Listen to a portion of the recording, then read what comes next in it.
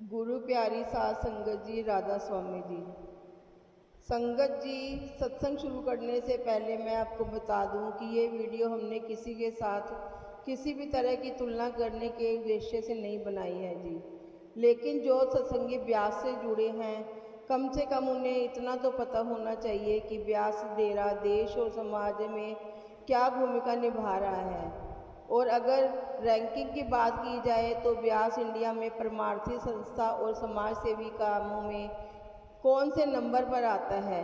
इस वीडियो का उद्देश्य किसी को बड़ा या छोटा दिखाना नहीं है, बल्कि सत्संगियों के अंदर सेवा का भाव जगाना है, जो आपको मैं आगे बताऊंगी। और आगे आखिर में एक ऐसे सेवादार की बात भी बताऊंगी जो डेरे में सिर्फ मुट्ठी भर चावल देने में सेवा के लिए पहुंच गया था, और बाबा जी ने उस समय क्या कहा था। सबसे पहले आप इस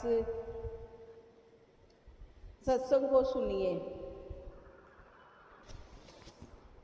मैंने भी ये वीडियो बनाने से पहले 2 से 3 बार चेक किया और हर बार ब्यास का नंबर पहले नंबर पर आया है जी। और यह देखकर मुझे बहुत ही खुशी हुई, तो मैंने सोचा कि संगत को भी यह जानकारी जरूर देनी चाहिए। संगत जी, फिर से बता दो कि इस वीडियो को बनाने का मकसद किसी भी संस्था से मुकाबला करना नहीं है, बल्कि हम सबको यह समझाना चाहते हैं कि जितने भी परमार्थी संस्था होती है वो सब अपने तरह से समाज की सेवा कर रही है। अब कोई पहले पर है तो कोई दूसरे पर, इस बात से कोई फर्क नहीं पड़ता।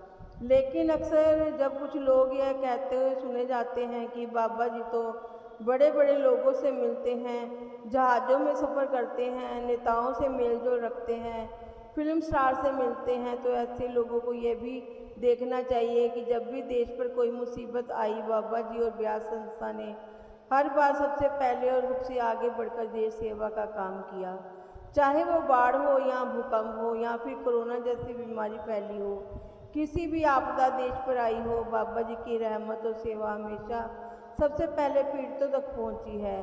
कोविड-19 महामारी तो हम सभी के सामने एक बड़ा उदाहरण है। जब हालात बेहद ख़राब थे, अपने ही अपनों से दूरियां बना रहे थे, तब बाबा जी ने कई सत्संग घरों को कोविड आइसोलेशन सेंटर में बदलवा दिया। और इस तरह सरकार ने भी राधा स्वामी संस्था की सराहना की थी, क्योंकि उस समय बाबा जी ने ऐसे माहौल में आगे आकर सेवा की थी जब लोग घरों से भी नहीं निकल रहे थे, जिस समय लोग अपनों से दूरी बनाए हुए थे। उस कठिन घड़ी में बाबा जी ने अनजान ज़रूरतमंदों के लिए अपने घर के दरवाजे खोल दिए। कोविड के दौरान जब कोई मरीज सत्संग घरों में आइसोलेशन के लिए आता तो उससे यह भी पूछा जाता कि वो किस धर्म का है, कौन सी जाति का है, या वो सत्संगी है या नहीं। लेकिन यह देखा जाता था कि वह एक इंसान है और इलाज का हकदार है। बाबा जी की यही महान सोच मरीज को यहाँ जगह दिला देती। और जब समय अब पूरी दुनिया अपने घरों में बंद थी, तब बाबा जी के सेवादार डॉक्टरों के साथ कंधे से कंधा मिलाकर दिन रात कोरोना से जूझ रहे मरीजों की सेवा में जुटे थे।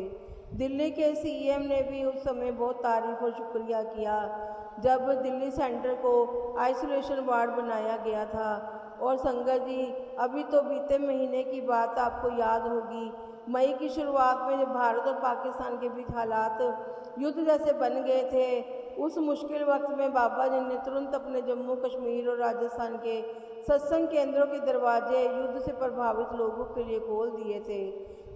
उस समय जब जम्मू कश्मीर के मुख्यमंत्री ने उन केंद्रों का दौरा किया तो उन्होंने भी संस्था के इस अद्भुत सेवा भावना की खुले दिल से तारीफ की थी। असल में बाबा जी का अंदाज ही अलग है। अब भी कोई परमार्थ का काम करते हैं तो बड़े ही सादगी से, बिना किसी शोर शराबे या प्रचार के करते हैं जी। हमेशा मीडिया से दूर रहते हैं, क्योंकि बाबा जी हमेशा हमें यही सिखाते हैं कि सच्ची सेवा वही होती है जिसमें दिखावा ना हो, जिसमें नाम या पहचान की चाह ना हो। लेकिन संगत जी, सेवा इतनी अच्छी और गहरी होती है, चाहे वो जितनी भी चुपचाप क्यों ना की जाए, उसकी खुशबू फैल ही जाती है। कौन जानता है कितनी ऐसी सेवाएं होंगी जो बाबा जी हर दिन करते होंगे और हमें या दुनिया को उसके बारे में कभी पता भी नहीं चलता होगा। वीडियो हमने संगत को सेवा के लिए जागरूक करने के लिए बनाया है, क्योंकि बाबा जी की कृपा और बाबा जी की सेवादारों की वजह से इतने समाज सेवी काम हो पाते हैं। जरूरी नहीं कि सेवा करने के लिए हमें किसी धार्मिक स्थान पर या सत्संग घर ही जाना हो, हम समाज में दूसरे की मदद करके भी सेवा कर सकते हैं। जैसा कि बाबा जी अक्सर कहते हैं कि संगत जी सेवा से एक भाई का बहुत ही प्यारा किस्सा मुझे याद आ रहा है, जो मैं आपको सुनाने जा रही हूँ। जब इस भाई के पास सेवा में डालने के लिए कुछ भी नहीं था, लेकिन उसके मुट्ठी भर चावल सेवा में डाल दिए, तो बाबा जी ने कहा, एक भंडारी की ही बात है। जब बाबा जी संगत की लाई हुई सेवाओं पर अपनी दृष्टि डालते हुए चल रहे थे, तो एक जगह पर जाकर से बाबा जी ठहर गए। वहाँ ऐसी सेवा रखी थी, बाबा जी को वहीं रुकना पड़ा। लेकिन फिर भी बाबा जी ने जो बात उस समय अपने साथ चल रहे सेवादारों से कही, वो हम सबके लिए सीखने योग्य है। भंडारे के मौके पर या वैसे भी जब संगत डेरे या किसी भी सत्संग भवन में आती है, तो वहाँ यह नहीं देखा जाता कि कौन अमीर है और कौन गरीब। सब एक जैसे भाव लेकर सतगुरु के दर्शन करने आते हैं और सतगुरु की नज़र में ही सब एक ही जैसे हैं। जब उसी भंडारे की एक सच्ची बात सुनिए। संगत जी भंडारे से करीब 8 दिन पहले डेरे से करीब 100 किलोमीटर दूर एक गरीब सत्संगी परिवार बैठा आपस में सलाह कर रहा था कि पति की दिली ख्वाहिश थी कि इस बार वह बाबा जी के दर्शन करने डेरा जाए, मगर परेशानी की यह थी कि उसके पास वहाँ तक जाने का किराया तक नहीं था। वह परिवार बड़ा ही साधारण था। पति पत्नी दोनों एक फैक्ट्री में मजदूरी करके अपना और अपने बच्चों का पेट पालते थे। 3 छोटे छोटे बच्चों की जिम्मेदारी थी और दोनों इस बात पर भी ध्यान रखते थे कि बच्चों की पढ़ाई में कोई कमी ना आए। घर खर्च और बच्चों की फीस देने के बाद उनके पास कुछ भी नहीं बचता था। लेकिन इस बार उनका मन बार बार कह रहा था कि वो डेरा जाए और कुछ न कुछ सेवा भी चढ़ाए। लेकिन समस्या यह थी कि बिना पैसों के जाएंगे कैसे। लेकिन संगत जी, जब दिल सच्चा हो, श्रद्धा गहरी हो, तो सतगुरु खुद राह बना देते हैं।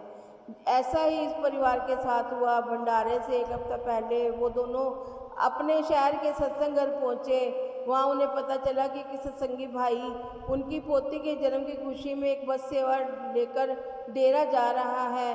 वो भाई बाबा जी का शुक्रिया अदा करने के लिए फ्री बस सेवा कर रहा है। सत्संग के बाद जब उस भाई ने सबके सामने ऐलान किया, तो जो भी संगत डेरा जाना चाहती है वो खुशी से चल सकती है, तो वो गरीब पति पत्नी यह सुनकर भावुक हो उठे।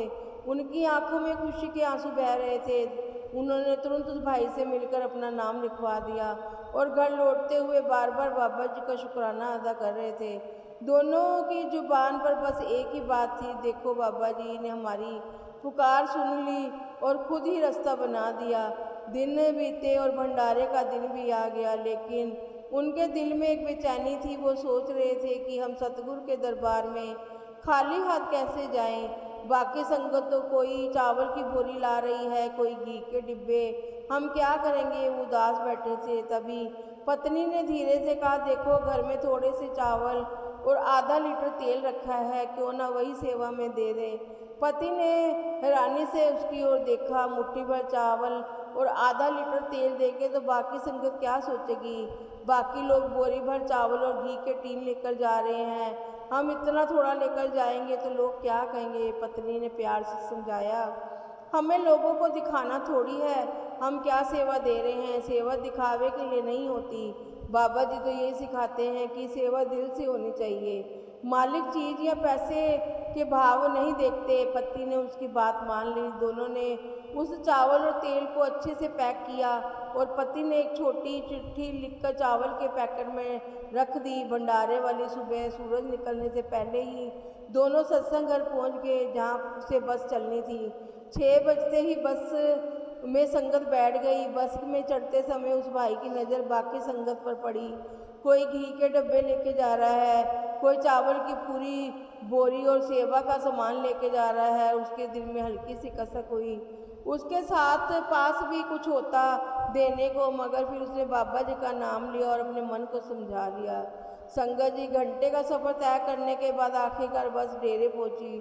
संगत ने अपनी सेवा उतारी और बड़े आदर से गोदाम में रखवाई।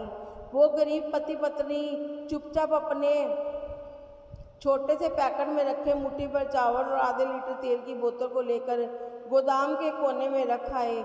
उनके दिल को तसल्ली थी कि मालिक के घर कुछ देने का सौभाग्य मिला, यही बहुत है उसके लिए। उसके बाद दोनों ने बाबा जी के दर्शन किए, सत्संग का आनंद लिया और जब इतवार की शाम आई तो उसी बस से खुशी खुशी अपने घर लौटने लगे। लौटते समय उन्होंने सत्संगी भाई को दिल से धन्यवाद किया, जिसकी वजह से उनकी ये यात्रा मुमकिन हो सकी, जिसने फ्री बस सेवा चलाई थी। उधर डेरे में जब सेवादार सेवा का सामान सलीके से जमा कर रहे थे, तभी बाबा जी वहाँ पधारे। बाबा जी की रहमत भरी दृष्टि संगत की दी गई हर सेवा पर पड़ रही थी। बाबा जी चलते चलते गोदाम में घूम रहे थे, सेवादार सेवा में लगे थे। तभी बाबा जी अचानक एक जगह रुक गए। सेवादार थोड़ा घबरा गए। एक ने हिम्मत करके पूछा, बाबा जी आप रुक क्यों गए? बाबा जी ने प्यार से मुस्कुराते हुए कहा, भाई वो सामने रखा छोटा सा पैकेट जरा उठाकर लाओ। सेवादार ने छोटा पैकेट उठाया और बाबा जी को दे दिया। बाबा जी ने बड़े स्नेह से पैकेट खोला, अंदर से एक छोटी सी चिट्ठी निकली। बाबा जी ने उसे पढ़ा। उस चिट्ठी में लिखा था कि मेरे मालिक, हमारे पास देने को यही थोड़ा सा सामान है, अपनी दया से इसे स्वीकार कर लेना। पास खड़े सेवादारों की आंखें इस दृश्य को देखकर नम हो गई। बाबा जी ने बड़े प्रेम से कहा, देखो बेटा, इस मुट्ठी भर चावल और तेल की बोतल में वो सच्चा भाव झलक रहा है जो मालिक को सबसे प्यारा है। मालिक को ये नहीं चाहिए कि कितनी सेवा बड़ी है, तो सेवा करने वाले का दिल देखता है। सच्ची नीयत से दिया गया 1 रुपया दिखावे में दिए गए लाखों रुपए से कहीं बढ़कर होता है। फिर बाबा जी ने सेवादार की ओर देखकर कहा, बेटा, इस मुट्ठी भर चावल हम सबको याद दिला रहे हैं कि परमात्मा पैसे से नहीं, भाव से होता है। जिसने भी ये सेवा दी है उसका दिल कितना सच्चा और बड़ा रहा होगा। मालिक को सेवा की मात्रा नहीं चाहिए, वो